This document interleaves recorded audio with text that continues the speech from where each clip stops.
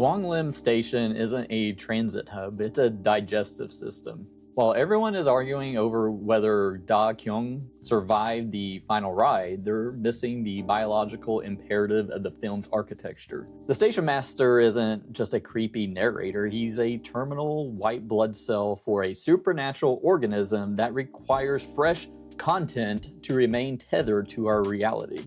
You think you just watched a horror anthology about a spooky subway, but you actually watched a recruitment film for a cosmic parasite that just successfully swapped its primary host. Da-kyung didn't just lose, she was processed. The ghost train is a literal delivery mechanism for the doppelgangers, and by the time the credits roll, the entity hasn't just replaced a girl, it successfully uploaded itself into the digital age through Woo-jin's camera lens. If you're worried about spoilers, stop now, but honestly, if you haven't realized that every character in this movie is essentially a sacrificial lamb for a views-hungry deity, you're already behind. Spoilers ahead. Most viewers focus on the horrorholic rivalry between Da-kyung and Woo-jin as a mere character motivation. That's a mistake. From a structural standpoint, their rivalry is the bait the station uses to select the strongest host. In the first segment, we see a man watch a woman bash her head against the glass. The writer puts this here to establish the station's primary rule. Observation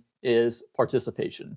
The man isn't a bystander, his gaze provides the energy the entity needs to manifest physically. Notice the sound design, the bang metronomic. It's a heartbeat. The station is waking up because someone is finally watching. And the cynic take, the guy deserves to be pushed onto the tracks for the cardinal sin of protagonist stupidity. The guy who's always calling people morons and calling them stupid. Never approach a supernatural entity performing high-intensity cardio against a window. Then there is the bandaged woman story. The second segment moves from the platform to the bathroom almost, the most private space in a public station. This is where the film starts its critique of the influencer mask. The stalker's obsession with the nose isn't just a random fetish, it's the station identifying what its victims value most. By destroying the girl's face with acid, the entity is stripping away the fake identity to prepare the canvas for the doppelganger. It's a classic setup for the botanical horror we see later with Woo-jin. If you're looking for the why, the writer is screaming it at us. The station hates the superficial, yet it uses it to lure its prey. Then there's the vending machine story. The homeless man and the red coins is the most lore master segment of the bunch. He kills a stranger who turns out to be his future self. This is the structural skeleton key for the ending. The movie is telling us explicitly that time is a circle inside Gwanglim. If the homeless man is stuck in a loop of greed, then the station master is stuck in a loop of storytelling. This confirms my thesis. The station master isn't a ghost, he's a retired Da-kyung.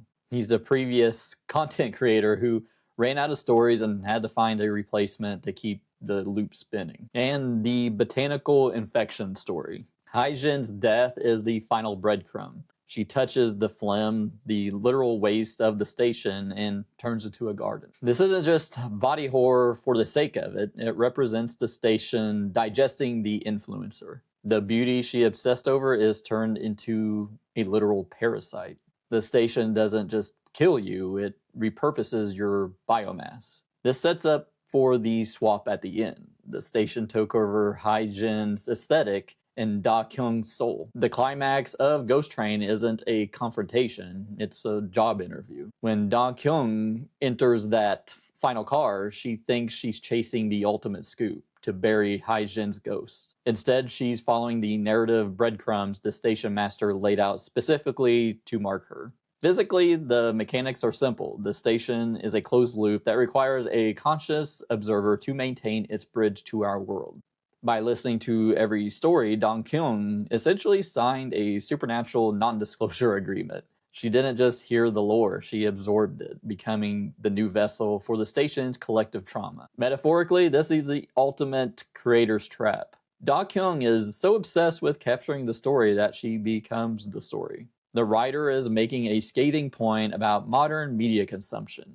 If you spend your whole life staring into the abyss for clicks, eventually the abyss offers you a full-time position with no benefits. She chooses to step into that train because in her mind, the content is more real than her own safety. The lore implications here are massive for the Gwanglim cinematic universe. If the station master is a title rather than a person, it means every urban legend we've seen in the franchise, the window banger, the bandaged woman, are just previous failed applicants or deleted scenes from the station's history. Da-kyung isn't just trapped, she is now the editor-in-chief of the Nightmare.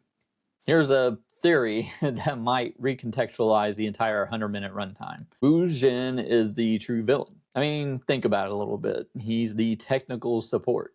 In every segment, the camera angle suggests a third-party observer who isn't always Da-kyung. My theory, Woo-jin knew. He's the producer in the most literal occult sense. He didn't just support her career, he cultivated her as a sacrifice to ensure he could walk out of that station with a perfected version of his girlfriend. One that doesn't argue, doesn't compete, and carries the essence of the station back into the world. But maybe it's a reach. You let me know down in the comments. And there's this, some additional theories I scoured from the internet.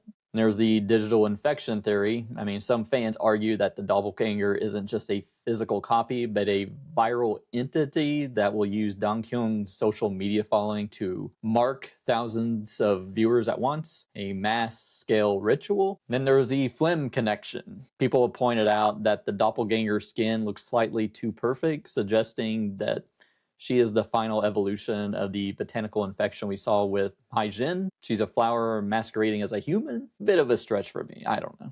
Then there's the future self paradox, linking back to that vending machine. Some believe that the station is a future version of Woo-jin, doomed to lure his past girlfriend into the dark to keep the timeline from collapsing. I don't know about all that. Does Ghost Train play fair though? I think so. The script uses the anthology format as a series of instructional layers. Every segment taught us a rule that the ending then applied to the protagonist. It's a rare case where stupid character logic actually serves the theme. Da-kyung's vanity and ambition were the very handles the station master used to pull her onto the tracks. The payoff, I guess it could be seen as chilly because it's a total loss ending.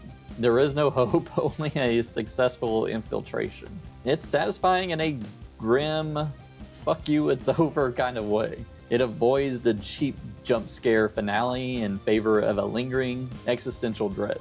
You don't leave the movie wondering if she'll escape, you leave wondering if the person sitting next to you is the version that walked into the station or the one that walked out. Dun dun dun. Anyway, what is your take on the ending of Ghost Train? Let me know down in the comments below. Call me an idiot for my theory too. I'm fine with that. If you got anyone confused by the ending, send in this video. And if you like this video, hit that like button and consider subscribing. If you want to support the channel a little further, hit that join button down below and join our YouTube memberships for only 99 cents. And by my head, you can see the spoiler-free review of Ghost Train and what I thought of it overall. And I'll see you next time.